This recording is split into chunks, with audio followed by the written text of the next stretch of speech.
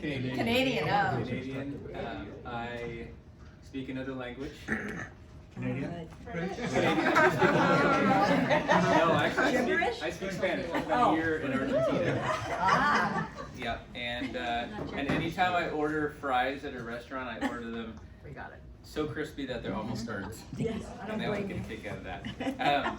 So first and foremost, I'm just so thankful to be able to, be a part of Regency, and also just to be able to, we're so ridiculously blessed to be able to work where we do, in one of the most beautiful places in the country. So I give all glory to God for putting breath in my lungs, and just for the ability, to do real estate here, because it is a lot of fun. So I'm going to share just with you a little bit about my background. Obviously, we're not talking about real estate brokers so much. I'm going to share with you about my journey in investing in real estate, and how I've got to where I am today on that basis. So, they say it's not what you know, it's... Yeah, this can be a little interactive, so talk to me. Do you need to slide up? Next time. It's who you know. So, I was early in the business, 2010. One of my first-time homebuyer clients I met in 2010, I think in late 2010, referred me to one of her friends who actually left his day job and found a partner. And I think there were three of them. These three guys in their late 20s who happened to be Mormons, so they were really well connected. They amassed, I think, about $8 to $10 million of capital to go and start flipping real estate. And so she introduced me to these folks, and they were just, of course, building relationships. It wasn't an exclusive relationship. They were just building relationships with agents to help identify flip deals, right? This was back toward the bottom of the market, right? 10, 11, 12, after the market had fallen quite a bit. And so I started helping these guys identify opportunities of homes that they could remodel and then resell, right? So I think I helped them with about 3 or 4 different projects where I'd identify the property, get paid obviously the buy side commission, help them buy the property, they would remodel it, and then I would get to sell it for them. At, by the way, a very discounted fee. So not only was I helping them make a whole bunch of money, but then they were cutting me short on the back end too, kind of on the idea of volume. We're going to do a lot of deals together. But after seeing them do this 3 or 4 times, the light bulb went off and said, I think I can do this. So after asking a lot of questions, talking to contractors, watching this process play through a couple times, I did my first flip with a partner in 2012, where we bought a condo. That was a short sale, and a neat thing was happening when the bank was inundated with these short sales. And what was happening is it would take do you remember how long it would take for some short sales to get approved and closed? Oh, yeah. What was the longest? Anybody? 9 months? It's still trying to close 9 on months. it. I remember seeing one where the gal hadn't made a payment for 7 years. That's the worst that I ever saw. Wow. But in this case, it took a year to get approved. But guess what happened about a year before it got approved? They did the BPO, or the appraisal, and then just by dumb luck, the market kept going and appreciating. So we got this really low appraisal. By the time we closed on this little condo in Laguna Village, it had already appreciated, by 15%, that year in 2012. So that was kind of my first deal. We bought this little condo for $200,000. We put in $20,000 into a little remodel, and then we sold it for $335. And that was, we literally my partner and I put in $20,000 each, plus the remodel, so about $30 total, and each made about $60,000. And so I said, wow, this is incredible that you can do this. Now, this is very difficult to do today, because obviously it's a much tighter market, it's a different market. But that kind of got my feet wet and got me really interested in real estate investing, and that was my first go around about 10 years ago. So we're going to kind of test your knowledge of some of the real estate gurus out there. I'm going to say a quote, and you shout it out if you know who it is, okay? 90% of millionaires got their wealth by investing in real estate. Warren Buffett. It's a tough one. Donald Trump. That one is billionaire Andrew Carnegie. Here's another one. Invest in what you know. Warren Buffett. That's Warren Buffett. Yep. Live like no one else will, so one day you can live like no one else can. Dave Ramsey. That's Dave Ramsey, right.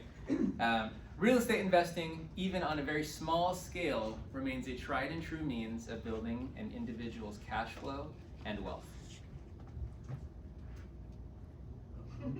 Give you a hint, Rich Dad, Poor Dad? Oh, There you go, Kiyosaki. So what's the point?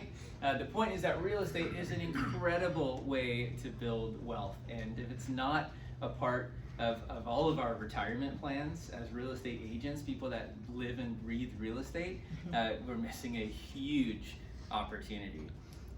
So I was up all night preparing this PowerPoint presentation. I'm lying, I recycled it from a client presentation I did a year and a half ago. It doesn't sound like it. But it's the beautiful thing about real estate. We try and recycle and get as much value out of things as we can, right? So first I'm going to do kind of just a brief presentation on the different, I guess, aspects, the different approaches you can take to investing in real estate. And I'm going to assume that you know probably way less than you do. And I'm going to skip some of these things because they're not all applicable, but I'm going to basically build a foundation of kind of real estate investing and the different opportunities out there. Then I'm going to kind of boil it down to some of my kind of takeaways and things I've learned over the years. And then I would love, of course, at the end to do some questions. So as I'm talking, do me a favor. I can be like, shiny object squirrel, and I don't want to get distracted. So as you have questions as I'm going through, just write them down, because I would definitely love to have it be as interactive as possible, especially at the FAQ there at the end. So what comes to mind when you think about real estate investing? And we already talked about some of these folks. You know who this is? That's Kiyosaki. Oh, it didn't come Oh, it didn't come up. I'm sorry. It's a slide behind. Oh, I'm a slide behind. Okay. Yeah. You guys all know this guy? Ramsey. Of course, you better know this guy. Orange man. The orange man. But you're forgetting someone. You. And by the way, this is a webinar I did during COVID with for my clients to kind of introduce the opportunity to invest in real estate to our clients. I heard a guy speak on a panel years and years ago who did 80% of his business on repeat transactions from like his early clients in his career. So in other words, there's a huge opportunity that I think a lot of us miss of turning our past clients into investors. And rather than just selling somebody a primary residence, selling them another piece of property and then another piece of property after that. And guess what? Who's winning most of all when you help them do that? Yeah, they are, right? You're turning them into real estate investors and giving them opportunity to build tremendous wealth. So my goal today is to help simplify the concept of building financial freedom and wealth through real estate. So what is financial freedom? Come on, guys, shout it out. Pretend you're at church. We don't have to worry anymore. You don't have to work. You don't have to work. You don't have to trade your time for money. You don't have to trade your time for money. That's huge. What else is financial freedom? Peace of mind. Peace of mind. No debt. No debt. Security. Security. It can be, the ability to. I've heard people say, "Hey, I want to buy a home," from my parents. They were never able to have, a home of their own. It might be putting your grandkids through college.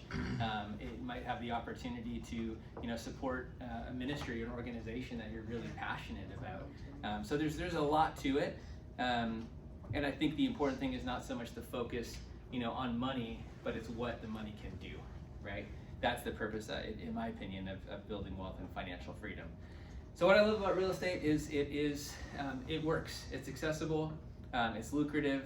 We're going to talk about all the different ways that real estate kind of compares to other investment assets. I like this one. I get to talk about the love of my life, residential real estate, which I'm sure we can all relate to in this room. So let's start with why investing in real estate makes sense. It is one of the best tools to build financial freedom and generational wealth. And like we talked about, it could be a trip, it could be paying for a kid's college, it could be retiring early. It could be contributing to the needs of others, like I mentioned. So, where's our financial planner in the room? Steve, what would you say is kind of like, walk us through this chart real quick, and I'm putting you on the spot because this is your first time seeing it. But if you're identified, what's the main, if you're one word, what's the main advantage of, say, investing in stocks? Liquidity. Right. Liquidity, growth. Yeah. How about bonds? Bonds is income. Income, right? What about putting money in the bank? Is putting in the money in the bank, having a big chunk of change in the bank, is that a wise decision? Nope. Is it conservative? Yes. Oh, very. It gives security. Extremely good. I would poke a hole in that Oh, yeah. and say it might not be the most conservative. If inflation's running at 7%, Today better than it was a year ago. Right. But yeah, if inflation is running at 7%, that means today your dollar can buy 7% less than it could last year. So it might actually not be the most conservative play. What's cool about real estate is it actually has the benefits of stocks, bonds, cash, and I would say it's kind of the most comprehensive investment as far as ticking all the boxes. You can get the cash return you can get from bonds because you have this guaranteed payment each month, which is what? Rent, right? It's your dividend that you control. If you have a stock that pays a dividend, who determines what that dividend is? The company, the board of directors. It can change, it can go down, it can disappear. But what do rents generally do over time? Go up. They generally go up. You've got equity buildup. Does appreciation happen in real estate? Yep. Does it happen in California? Oh, yeah. Oh yeah, over the long term. You have leverage, right? Your lender isn't going to call you for a margin call like they will if you borrow a bunch of money for stocks. And I say the bank is your best partner you can possibly have. Can you imagine you put 20% down on a property? So let's say you bought a property for $100,000 30, 40 years ago. You put down $10,000 and borrowed $90,000, and now that property is worth $1 million. How much of that equity did the bank get as your partner? Right. Zero. Best limited partner ever, Yeah. right? And what do we see in the crash? When you went upside down and you actually owed the bank, $1 million on your $600,000 home, what did a lot of people do? Foreclosed. Short walked sale. away. They walked away. What did the bank get? Wow. They got their collateral back. They lost money. Best partner ever. And what did the government do? Yeah, right. Bailouts. So the bottom line is that it's an incredible asset. It's a hard asset, right? Your stock certificate can be worth what if things go wrong? Zero. Go to zero, right? Can real estate realistically go to zero? Not really, right? Were there homes in Detroit at the bottom of the market that were being bulldozed? Yeah. Yes, but we live in Southern California, right? And of course, it's highly tax advantaged. There's tremendous amount of tax advantages to real estate. So this is right from. Has anyone here read The Millionaire Real Estate Investor? The Millionaire Real Estate Investor. Yeah. It's a great book by Gary Keller, and he talks in this some of this material is right out of their Millionaire Real Estate Investor seminars that they advocate doing for clients. But I love this. It's accessible, appreciable, rentable, improvable, deductible, stable, livable, leverageable. It has so many benefits that traditional investments don't have. And by the way, hopefully as I'm speaking, you take some things away that are even just talking points with your clients as you're looking to, like I said, turn those clients into investors. So what is leverage? We all know what leverage is, right? This is a great picture. The exertion of a force by means of an object used in the manner of a lever. As related to money, it's basically doing more with less, right? And it is probably the best thing about real estate. You get more bang for the buck. You can put less down. You can earn income from assets you wouldn't normally be able to afford, right? How crazy is it? I mean, can you go and buy a $20 T-shirt and say, hey, I'm going to give you $2 today, and I'll give you the other $18 over the next 30 years? It doesn't work like that, right? You can't do that at a restaurant. You can't do that with stocks, but you can do that with real estate, right? And so it allows you to do so much more with less. One thing I want to mention, something that somebody said years ago that I heard that I thought was so powerful, is they said, if you buy, they used $100,000 because they were talking about home in the Midwest, but you buy a home for $100,000, you put down $20,000. Okay, and in 30 years, you pay that home off. So your $20,000 is now worth how much? Once that loan is paid off, 100,000 Plus appreciation. plus appreciation. So let's say this: you buy a $100,000 house, you put down $20,000, and in 30 years, that whole time you never cash flowed.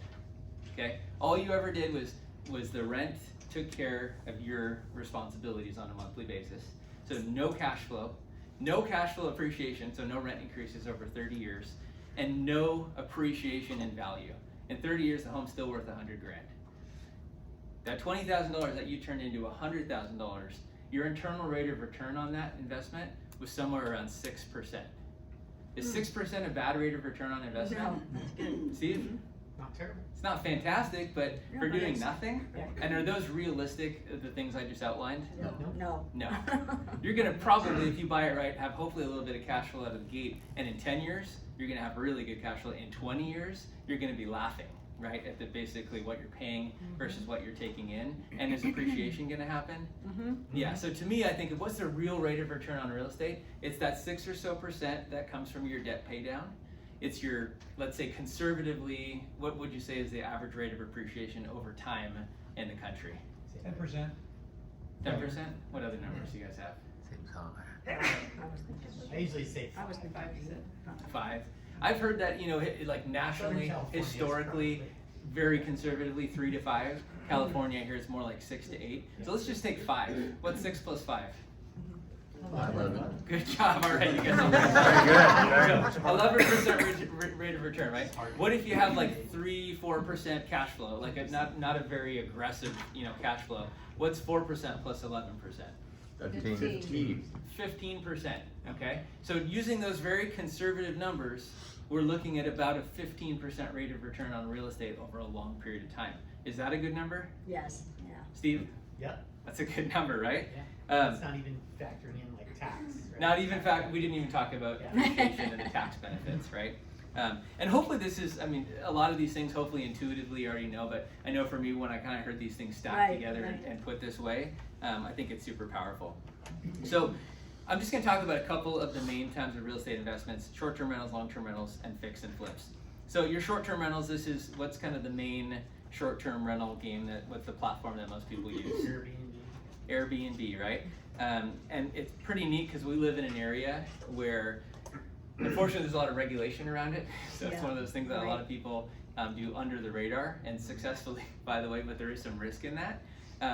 The benefits of short-term rentals, obviously you're usually paid up front. You're getting, of course, a bonus, so it's very lucrative, and you can a lot of times get a vacation home for yourself. What are some areas where you hear like clients or people doing short-term rentals around here? Big Bear. Big Bear, Palm Springs. Desert. the desert, Palm Springs, beach areas. By the way, are we allowed to sell homes in those areas? You betcha. Yeah, we are, right? So we can help clients, and that's the question I'll get often is, hey, do you help with this? And there's some really great opportunities there. What are the cons? You get a little bit more wear and tear. The income isn't as stable. The regulations, you got to furnish it, decorate it, extra cleaning and utility bills. So that's kind of your short-term play. Your long-term play, this is more your typical 12-month renter, right? I love this. I remember I had a client early in my career, maybe 2010 or 11. This gal had a regular job. She never made tremendous income, but she just had this plan to every time she moved, she held on to her previous home. And she was at a stage in her life, she was in her 60s, and she had 5 or 6 homes. And I still remember back then, these are homes spread across mostly Mission Viejo, and she was getting $2,200, $2,300, $2,400 a month for rent. Single family homes, right? Now those rents are in the high 3s, low 4s, and that was her retirement plan. It was just buy real estate over the long term. And of course the benefits of that: consistent, stable income. It's protected through a legally binding lease. You don't pay utilities. You get a little bit more vetting of your tenants.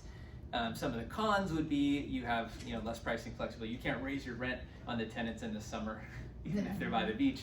You got a 12-month lease agreement. And then of course you can deal with things like evictions and things like that, which are the cons.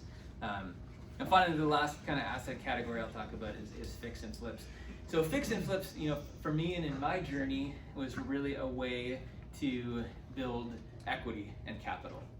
So basically for 6-7 years, I was doing fix and flips, and then just since about 2018, since I actually had some capital now that I didn't have to keep moving to try and grow it, I started holding on to properties. And that is such a beautiful thing because, again, if you have that long-term approach, one of my favorite expressions is time makes everything a good deal, right?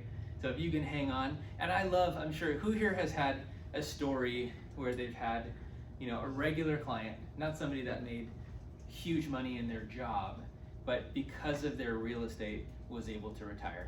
Has anyone here had a situation like that, where they had a client in that situation? My favorite is I had a good family friend of mine that we grew up with in Vancouver, Canada.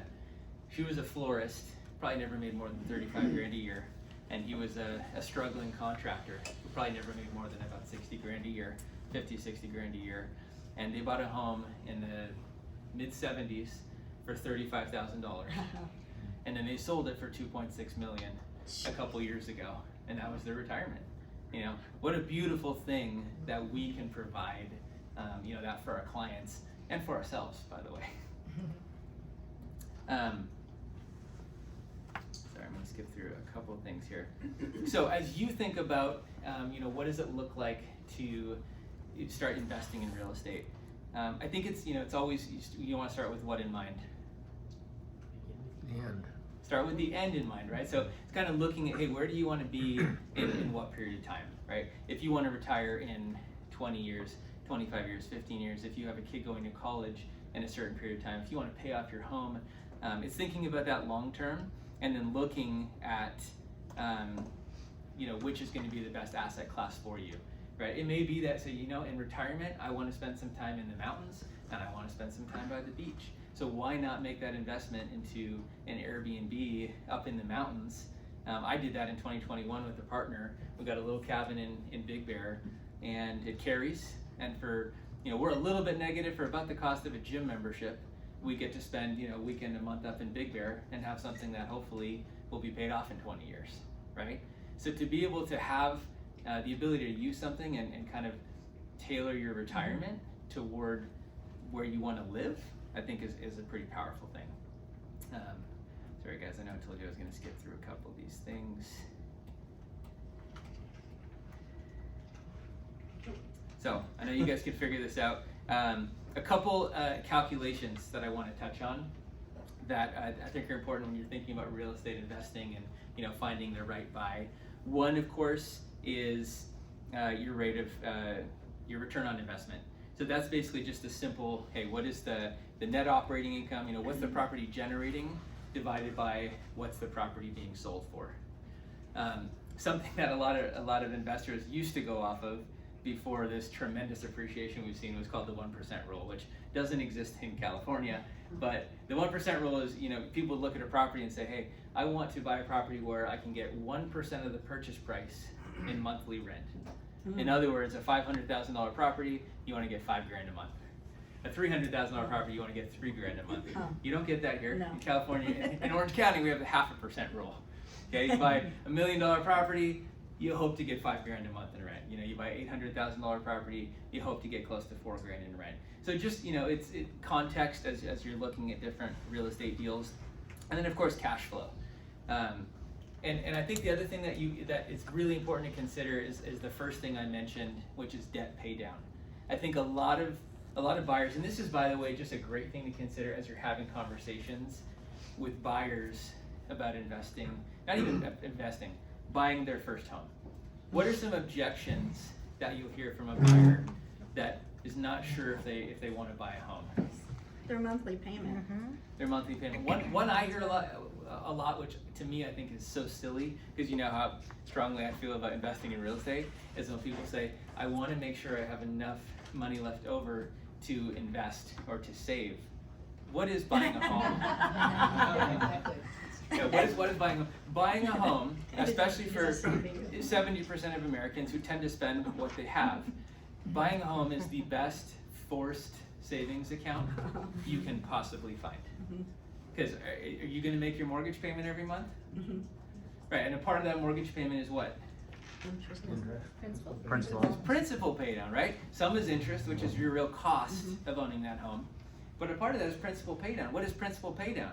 It's like you're taking money out of one pocket, putting it in the other, right? You're paying down that debt and building your equity. So that is a great conversation to have with buyers. I've had it many times. It's the best forced savings plan that you can buy. So, ready to invest. One thing I will say is that I think we have a really unique opportunity being in real estate, you know, as realtors and looking at a lot of properties. We have the most unique, you know, insight on the market, so much greater than our consumers. So one of the best things to do, I think, is kind of tune your brain. If any of this is clicking, you're saying, hey, I want to buy a property. I want to, you know, buy my first investment property. It's switching that, you know, making the light bulb go off, so that as you're looking at properties, as you're hearing about opportunities, or even if you're going and meeting with a client for a listing, You know, when I go on a listing appointment often, I have to go, before I go in, listen, as soon as I start talking to them as their real estate agent, I have a fiduciary duty to them to be their real estate agent to get them the most money for that home, right? And we have to be careful having real estate licenses that we're never, you know, taking advantage of people, right? But are there people, have I had clients over the years that I've been doing this that have said, I don't want anybody through my home, I don't want a sign in the yard, I don't care about your advice, I don't want to fix a single thing, I just need it sold and I need my money in like 3 weeks. Has anyone ever had a situation a little bit like that? So what kind of opportunity could that be? Right. It could be a purchase opportunity, and you have to make it very clear. Listen, I'm talking to you now as a real estate investor, or, you know, I work with an investor. I'm not putting on my agent hat, but there might be an opportunity for me to help you make that happen. Let's talk more about that, right? So it's looking at each opportunity almost through, you know, 2 different lenses, right? Am I going to be your agent, or am I going to buy your home, right? Has anyone here ever been in a situation where they ended up buying a home from a client? Or okay, a number of hands have gone up. So, you know, that's something to keep in mind. So a couple of things I want to just. So I'm done here with my formal presentation. I want to share with you just kind of some things that come to mind before we jump into you know, some questions. So you know, just I guess to boil it all down, what are to me the most important reasons to invest in real estate? I mentioned, you know, leverage. That's huge. Did you mention leverage? Have I mentioned that? Did I mention leverage? It's a forced savings account. I love there's a term called the broke millionaire. When you invest in real estate, there's this concept of feeling like you're broke. Because if you keep investing in properties, what do you not have a whole lot of? Cash. Is that, what's the good part about not having a lot of cash? You don't spend it. You don't spend it, right? My wife doesn't know how much money I have. No, I'm just kidding. Yeah, that's the truth. No, but no, it's kind of like you're a chipmunk and you got acorns all over the place that you don't necessarily have immediate access to because it's an illiquid investment. Its returns are just about unbeatable. I'm convinced. I mean, are there things, you know, do you hear the Bitcoin stories and the things that you can't really replicate? Of course, you hear those stories, you don't hear the 90% that are like the failure stories that people don't talk about. So real estate is an incredible opportunity to earn, I would say, above market returns. Does anyone here have over a 50% stake in a Fortune 500 company? Anybody? Coca-Cola, Nike, Pepsi? No? I don't either. Yeah, Warren Buffett, he can go buy a big chunk of a company, turn it around, add value, and literally change the course of a company and his holdings in it. Can we do that? Anybody? I can't, right? We don't have that ability. But what can we do with real estate? Can we add value to real estate? Yeah, can we find deals because we're in the market? Has anyone here ever remodeled a home or added value to their house that way? Yeah, so we have the ability to add value to real estate. What else is the benefit when you buy or sell real estate and you're a real estate agent? Commission. Yeah, if you could go and buy a stock at a 6% discount, would you buy it? You probably should liquidate everything and buy all you can of it at the 6% discount and sell it the next day and make that 6%. You can do that in real estate, right? You save the buyer's agent commission when you buy it, and then you save the seller commission on the one side when you sell it. So we have an instant savings when it comes to buying and selling real estate. You don't have to pay tax on the gain. If you do a 1031 exchange and you do what a lot of wealthy people do, which is buy real estate, 1031 it into something else, 1031 it into something else, pass away, pass it on to their kids, they get to step up the basis. No one ever paid a penny of tax on that real estate. How crazy is that? Now there's been talk at times about, is the 1031 going to go away? Hopefully it doesn't, but it's one of the most amazing real estate loopholes in the tax code. You know it, so you can be in the market. Are there rules against insider trading when it comes to the stock market? Yes. Unless you're in Congress. That's a good answer. You can be, in a sense, you can be the insider trader in real estate, not in an unethical way, but just we know, do we share pocket deals? Do deals sometimes transact off market? Of course they do. You can live in it and use it, you know? I love that real estate's a hard asset, which by the way, when there's inflation happening, hard assets tend to do pretty well, right? Because what's real estate made of? It's made up of materials. What are some materials? Lumber. Lumber, stucco, drywall, paint, all of these things. And it's made of, what's the other part? Land. Land. I forgot that part. So there's three. There's the land, there's the materials, and who builds it? Labor, right? What's happening? Is minimum wage today higher than it was 20 years ago? Right. What was it when you were a bus driver, Ed? Well, when I was in high school, it was $1.35 an hour. Oh my Wow. gosh. Anyone know what it is in California? 15, isn't it? 15? $15, yeah. You know what the starting is for 14-year-old kids at Chick-fil-A? $18.25. Oh my Wow. gosh. Really? Yeah, yeah, it's And unbelievable, babysitters? right? Yeah, yeah, I might need a job. yeah. So, you know, No what's the wonder it's their point? pleasure. Real estate is a great hedge against inflation, right? It's a great hedge against inflation, which by the way, another great tip to share with our clients. Should I buy now? I don't know about the market. Should you own real estate? Yes, you should own real estate. So where to start? You know, remember that, you know, it's always best to learn from somebody else. So I would say, you know, if you have somebody you know in your circle, whether a client, a friend, someone else you know who has invested in real estate, talk to them and partner. Be a limited partner on your first deal so you can see how the whole process works. If you don't have that person, call me. Because I would love, you know, I would love to do, I have an insurance agent, a friend of mine who got really into kind of going to these seminars and wanted to invest in real estate. And he found his first deal. He didn't know how to put it together, how to remodel it, how to just make the whole thing happen. And so he said, hey Jordan, why don't we figure out a way to make this work? And we did, and we're now doing our second deal together as he's kind of learning the ropes. Will he eventually do it on his own? More than likely. But I would love to partner with anybody who has an interest in that and finds that opportunity that they don't know what to do with. Or, like I said, if you have somebody already in your circle, that's a great place to start.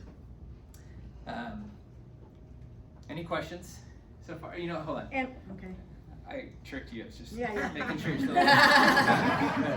So I have one last thing I want to finish with, and this is kind of, I guess, bigger and beyond just investing in real estate. But as far as, you know, moving toward financial freedom, I mean, I don't think most of us want to, you know, be closing our last transaction on our deathbed.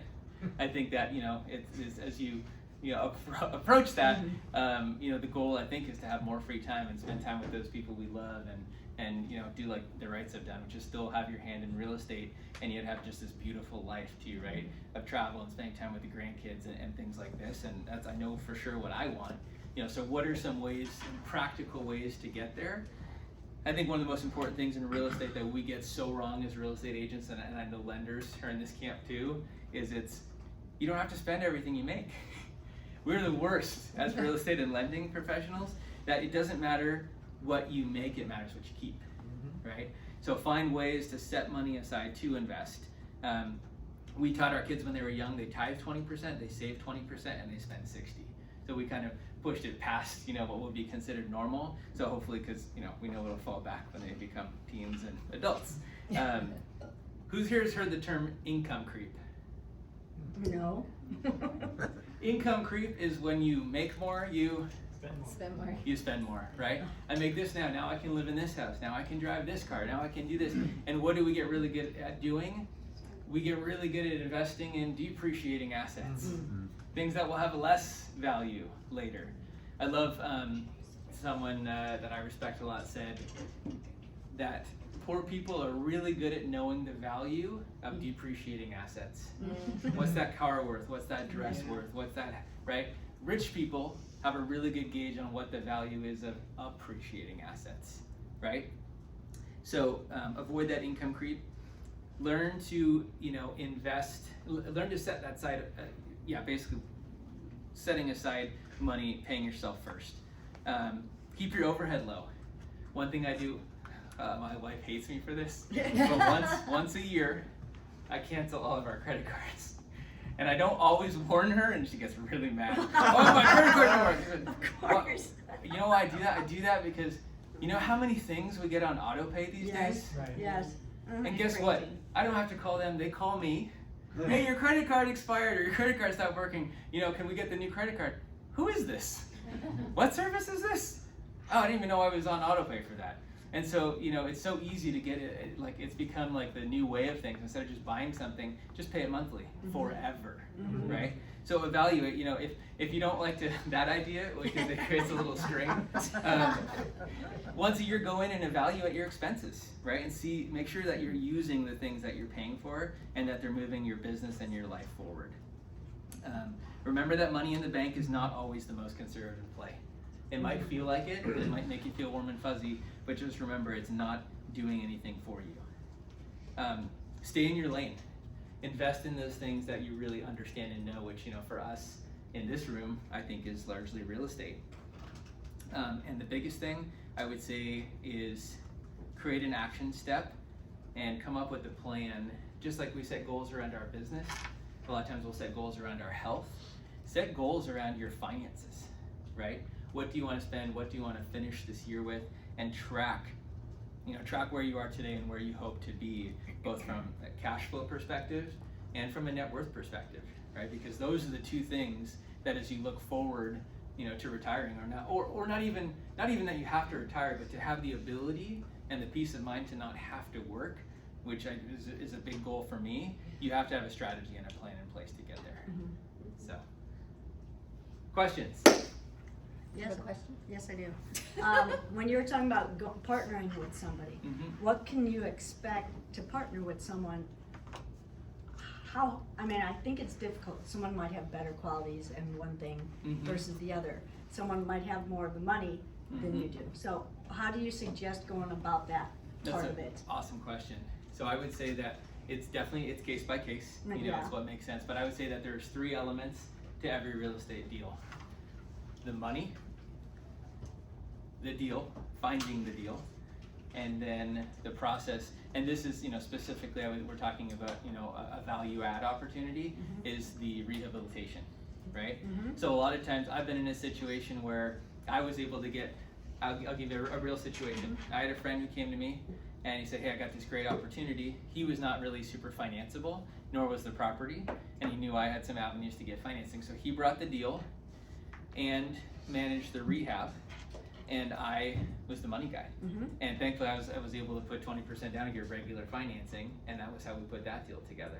I've had other situations where somebody comes with, you know, the deal and some of the money, and I'll come in with some of the money and manage the whole project to get it from, you know, A to Z.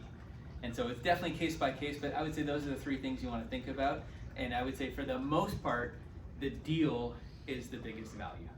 If you find that opportunity where, hey, we know this, we can buy this thing for $700,000, they need the money tomorrow, we know we can put $200,000 into it and it's going to be worth 1.3, you know, and we know that there's this margin in there, that's a huge value. How do you split what's owed to you and what's owed to them? How do you, is it 50-50? Is it? Usually, I've tried to structure the 3 elements where it ends up the profit just goes 50-50 because otherwise it just can be more convoluted. Okay. But I would, you know, Just you curious. want to figure out kind of those 3 pieces. So, kind of along those lines, do you put in your commission as part of your, since you're the buying agent? I've done that a lot of times. But you don't always? Not always. No, it's definitely case by case. Okay. It just on, you know, what makes sense. There's also, you know, something that I've seen people interested in is they say, hey, I've got this great opportunity. You know, I've gone to a lot of times to a lot of deals I've bought, I've just had, you know, the agent who brought it to me represent me. I say, hey, I know I'm an agent, but I'm also an investor, so you just represent me on it. And if it's a really juicy deal, hey, I'll also pay a finder's fee, right? So some people, if you're coming across deals where you're saying, I don't want to invest, that's scary, I don't want the risk, but I think it's a really good opportunity. There's, you know, we call it either wholesaling, which is where you tie up the contract and then assign the contract to somebody else, or there's just paying a finder's fee. And do you have a contract that you write up? You know, I just With your candidly, partner? I've only done deals like this with people that there's like some level of trust with, and that's so important. Right. Like doing this Of kind of course. thing. Like if you have to have like a 10-page lawyer drawn up Well, contract. sometimes you don't know until you get to that Yeah. point with someone. Totally. Yeah. So I was just curious, okay. But no, it's a good question. I don't have a great Okay. template for that. That's Quick question, Jordan, just curious, on the rehab side, do you use your same team for each flip? Because For the most part, Yeah. They're so hard to find anybody that's reliable. and Contractors? That does Yeah. quality work. Yeah. 'Cause you've got the, the nice flippers and then you have the, That's a great question. So like early on when I started, it was like I was trying to Mhm. squeeze every penny, because I didn't have very much money. Yeah. It was like I was playing general contractor. I was managing the drywall guy and the countertop guy and the painter and the cabinet guy and the flooring guy and the and this guy and that guy. And it's hurting cats. It's taught me that good general contractors are worth their fee, because it's hurting cats.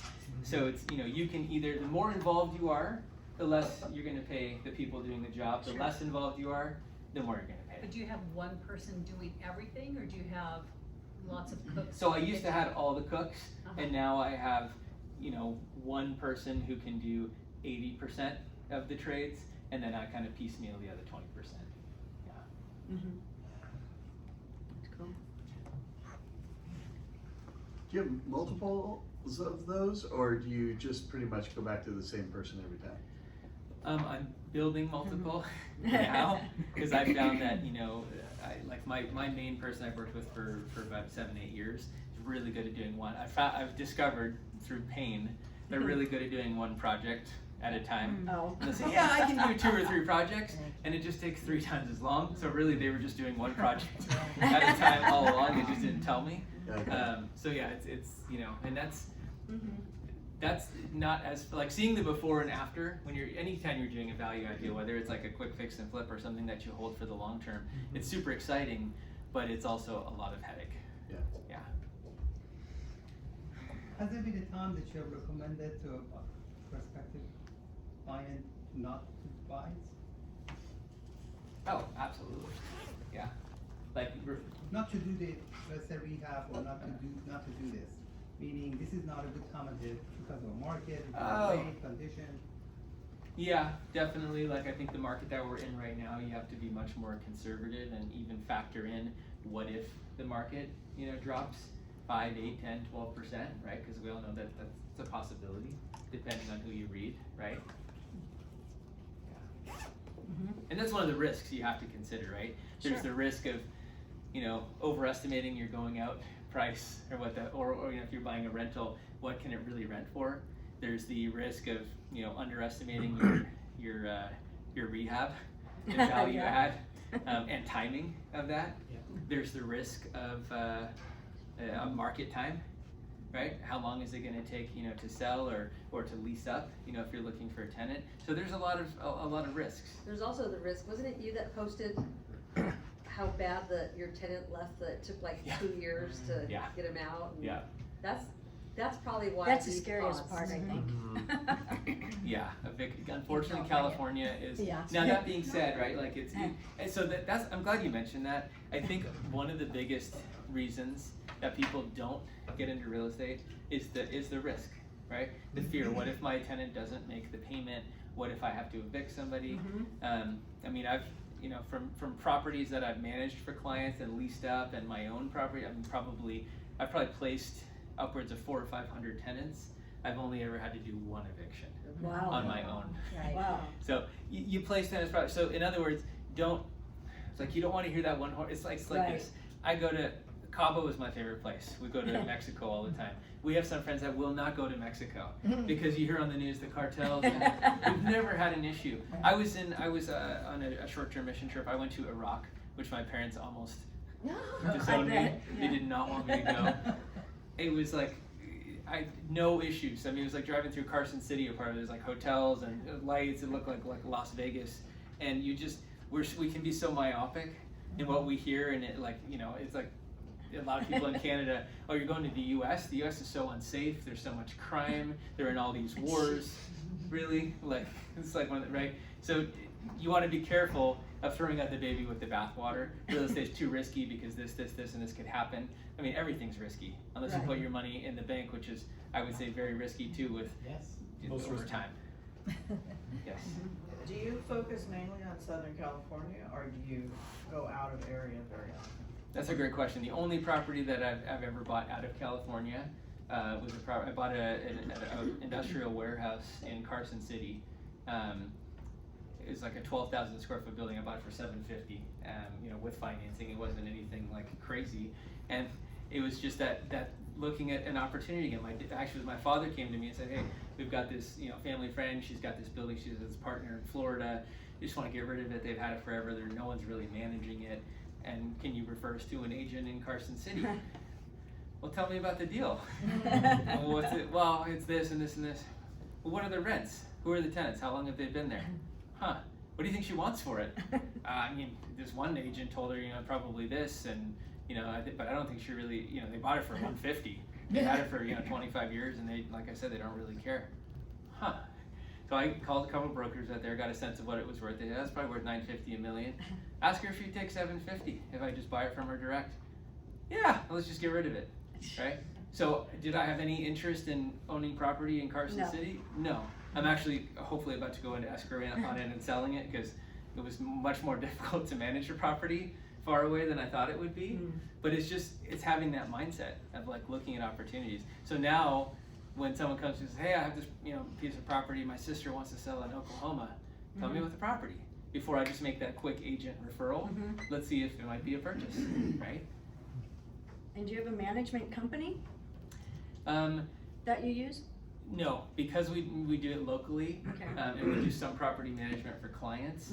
Thankfully, we have kind of a small team that is able to handle like tenant requests and things like that. What are your thoughts on ADUs for investment? Amazing.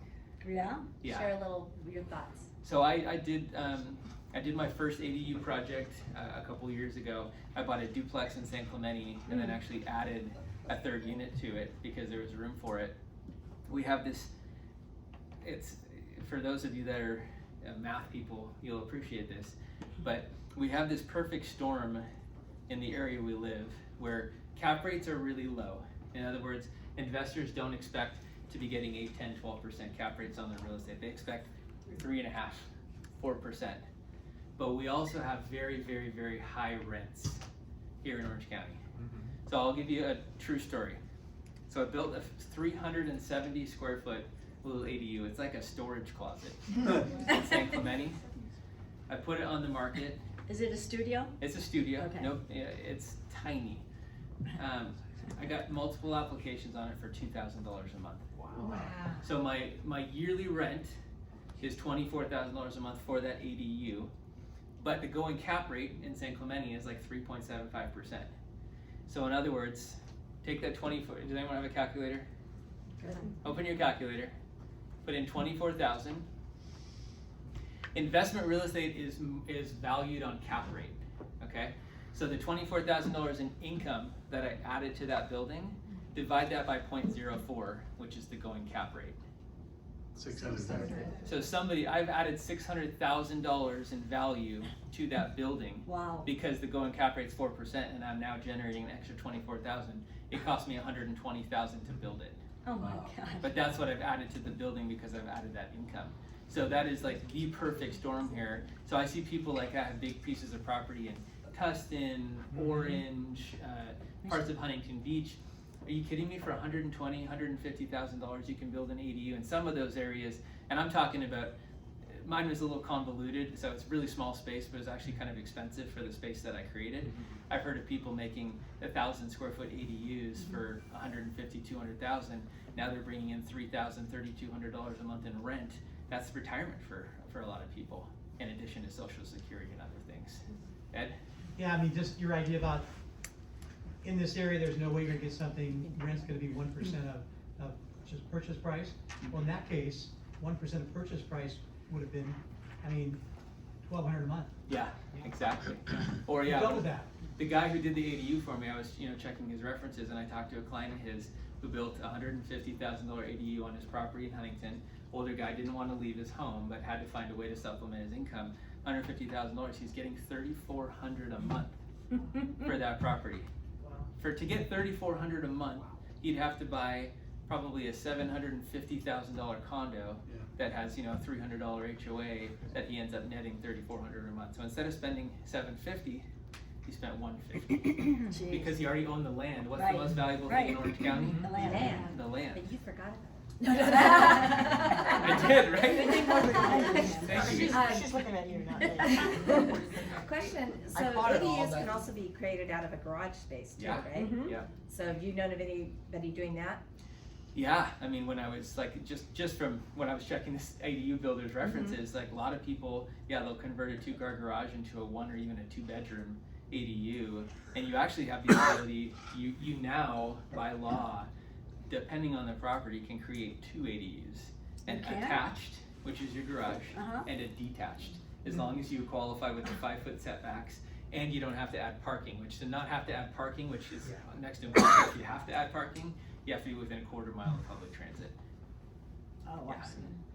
So Jordan, your client you had there, you talked about every time she bought a property, she would keep the other one. Yeah. I mean, I know the advice you would give her is, every time she wants to buy another property, sell the one she has, take that gain, okay, 1031. exempt it, Right. buy 2 properties so you can leverage it. Instead of having 1, she could have had 14 homes instead of 7. That's a good point. So yeah. a lot of times people say they want to keep their house. And it's not an ideal rental in the first place. That's a good point. Yeah. So sell it, take the money from that, buy 2 that'll probably cash flow, and that way you can also take your $500,000 exemption. Yeah, if it's a primary and Yeah. you've got, if you're under that exemption, take your gain tax free. Yeah, good point. Yeah. Let's have another meeting on all this fun stuff. Ruthie wants to see it live in action. Going back to the actual numbers, so financing wise, in terms of attracting the investors, what kind of investors rates are you offering, or are they demanding of you? So, do you mean like when I'm partnering with somebody? Sure. For somebody, so you're doing many transactions, right? So you have some limitation in terms of Fannie, Freddie, in terms of how many property loans you can have and all that kind of stuff. So, you know, the best, yeah, so a lot of lenders, like if it's investment property, they'll have a max, like you can only have 6 mortgages or 8 mortgages, or some will allow 10 mortgages. But a lot of relationship banks, some of the smaller banks, don't have those limits. So sometimes if you reach like the max financing capacity with, you know, your broker or your bigger bank, try one of the smaller banks. Like I just started banking with First Republic, and they don't look at that. They don't care how many mortgages you have. Same thing of First Foundation. Some of the smaller, they're smaller. They're still giant multi-billion-dollar banks, but they're small compared to Chase, Wells Fargo, Bank of America. That's So you good to have know. a lot of zeros in your account. No, not necessarily. Yeah. It's great. What are you seeing for like construction costs, cost of labor? Like, I don't know if I mean, you said you're probably not doing flips right now, but if you're doing rehab or anything like that. It's definitely more expensive than it has been. Not dramatically so, like when it comes to materials and labor. Labor's hard, you know? It's just like, you know, it's just like us, right? I mean, what does everybody always want to do? We've got our commission, right? We try and make the case, hey, I have value because I've got, you know, experience, I've done X number of transactions. It's the same thing. Like you can pay a lot of money for a contractor. You can pay a little money and get what you pay for. So it's always finding that sweet spot. You know, I'm more apt to be a little bit more involved in the management, and I've done it enough where I feel like I have enough experience where I know when they're gonna rip me off, you know? What about materials, like, you know, trends and things like that? And Materials haven't changed tremendously, and neither have styles that much. I mean, the whites and grays are still pretty in the shaker. I mean, it's, you know, and it's so cool. I mean, you can hop on Houzz or Pinterest and find so much, right? Exactly. Yeah. Did you buy in bulk? Did you buy? No, I don't. I mean, Okay. if I ran a bigger operation, if I was doing, you know, a couple flips a month, Yeah. for sure, I would Yeah. get a storage unit and buy in bulk. But I'm not there. Yeah. What would you tell a client that's just starting to think about investing in real estate, maybe for the first time? Decent income but not crazy through the roof. What advice would you give them? So they own already a primary. They own a primary residence. They do.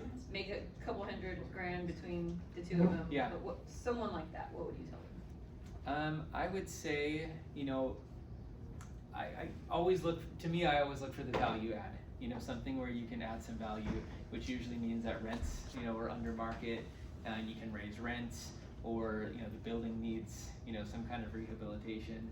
And, you know, frankly, I'm a huge fan of units.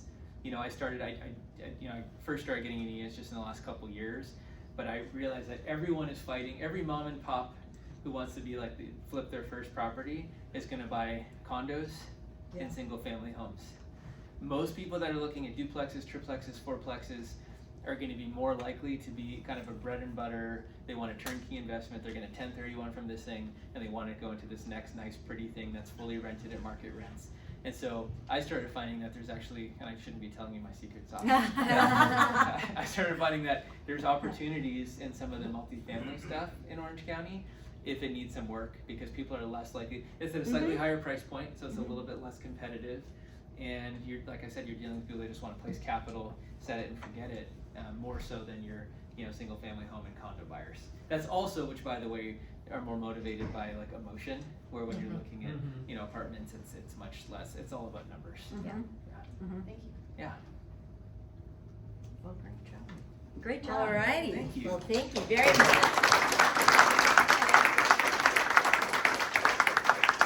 The office wants to thank you Thank very you. much. You did a beautiful job.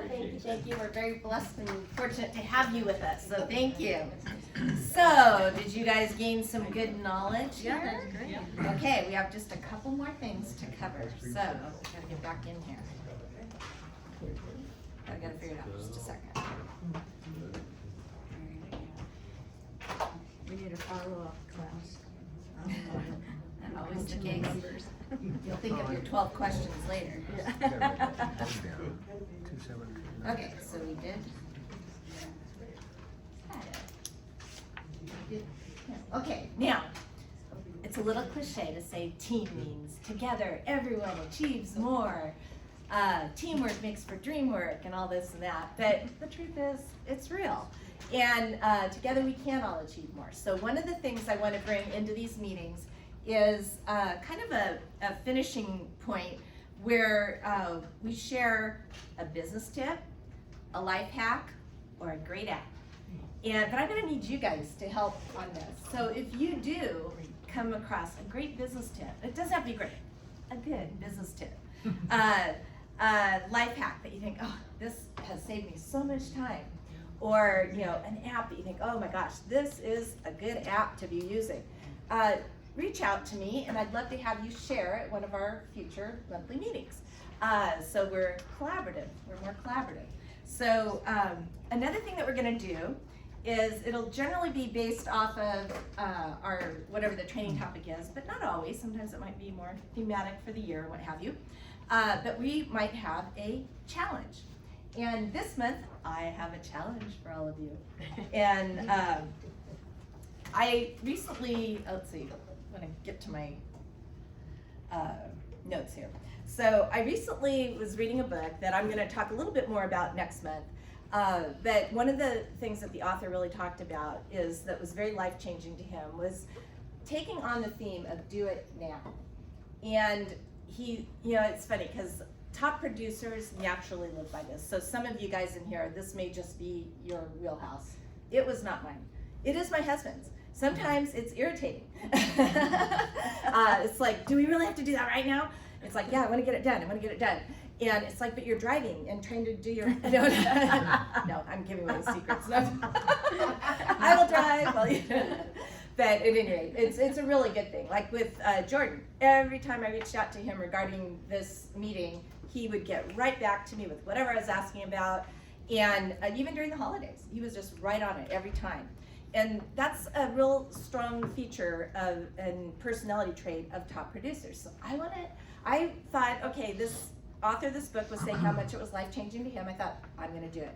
So during the month of December, I really took on the mantra of do it now. I had on my daily to-do list. Now the actual author is, I forget his name, but Maher is his last name, Richard or something. But he actually wrote it down, like his favorite number was 7. So he did, and he knew just repeating it 7 times a day wasn't gonna be enough. So he did it 7 times 7, which is 49. And so he put on a piece of paper and he checked it off 3 times a day. He'd check off 49 times, do it now, do it now, do it now. And I will tell you, just to say you're gonna just live by this, you won't naturally do it. But if you do, I did the same thing. I started every day just repeating to myself over and over, stopping and doing it multiple times a day. Do it now, do it now, do it now. And within about a week, you do start to have this change of mindset. And so this is what the guy that wrote the book said, and there's so much more in this book that I'll be sharing. But he said, I did it for a month, but I noticed a change after even just a week. And I'm different forever because of those 30 days. I'm not a procrastinator. I get things done, and I get them done quickly. And I have so experienced this too. It's like my life has literally changed. And Ed's told me this forever, but I just finally took it to heart. It's like you never can be coached by your own loved ones. You gotta hear it outside. But this was like his experience. He goes, within the first week I was doing this, I had just gotten a listing and I had not entered it in the MLS yet. It was 6 p.m. I wanted to go home and relax. But I thought, when can I get the sign in the yard? Then my little voice in my head went off and it was, do it now. So I grabbed the sign and went and placed the sign in the yard. And that evening, I got a call from an out-of-town client that was here and leaving the next morning, and they wanted to see the property. They saw the sign and gave me a call, and they ended up being the ones that bought the house. If they had not seen that sign that night, I would have never gotten that call from them and never double-ended the property. So it literally made, probably tens of thousands of dollars difference in his pocket just by doing it now. Mm-hmm. So I want to challenge all of you this next month to take on the mantra for yourself, do it now. And so, all right, do it now. So one of the ways I've seen this presented is do it now, do it now. And so really taking it to heart. The author says 3 yet powerful words that can drastically change your life and give you the momentum you've always wanted. So if there's a call to be made, do it now. If there's a sign that needs to be placed, drive over there and put it in the sign in the yard now. We underestimate the wear and tear on the soul, leaving these little things undone for later. And you know what, that's really what I noticed is that just that heaviness that, I gotta get to that, or I'll pushing it off and I still know it's there. And so the doing it now, that change in my mindset has been powerful good. It just lifts it off. So for those of you that might want to do the do it now check off list, I've got these here for you can grab. But for those of you that want another little method, I have these little do it now bracelets. I'm wearing one myself. So throughout the day, I see it all the time. Do it now. On the one side, it says do it now. On the other side, it says take action. I don't know if there's enough for everybody here. We had a good showing, but there's quite a few here. So I will start these around for anyone that wants to join me in the do it now mantra and take this challenge this month. I want pink. No, I'm kidding. Trying to make it as easy as I can. And you know what? The funny thing is, I want to caution you because I was doing really well, and then all of a sudden something came up, and I thought, oh, I'll do that one later. I'll do that later. And it's like, once you start slipping into those old habits, you'll lose it. So you've got to force yourself. No, I got to do it now. Got to do it now, and it really will make a difference. So, one of the things I want to challenge you to do now is, you can pass those around too. If you don't have all the business that you want to have for this year right now, I want to challenge you to come to Leland's Tuesday morning meetings where they're doing role playing, and then you can call your clients. Today we got some great ideas on things to call about. You can be calling your clients about investing. And so just really that he's here from 8:30 to 10. I know it was a little light attendance this last week, so I hope this next week we'll get more attendance, and it can really make a difference. So I've got my information up here for contacting. If you have one of those life hacks or an app you want to share, or a business tip that you want to share, reach out to me. I'd love to put you on the agenda for next month. And then also next month, our topic will be the #1 prospecting strategy for success in 2023. Actually, Jordan touched on it today. I'm going to do a deep dive in it next month, but it's something I really feel very passionate about. And it's the third Wednesday, always the third Wednesday, and I don't know the date off the top of my head. So, so at any rate, with that, we've finished a little early today. That's the 15th then. Oh, it's the 15th, okay. So at any rate, we finished a little early. Hope you have a very successful month.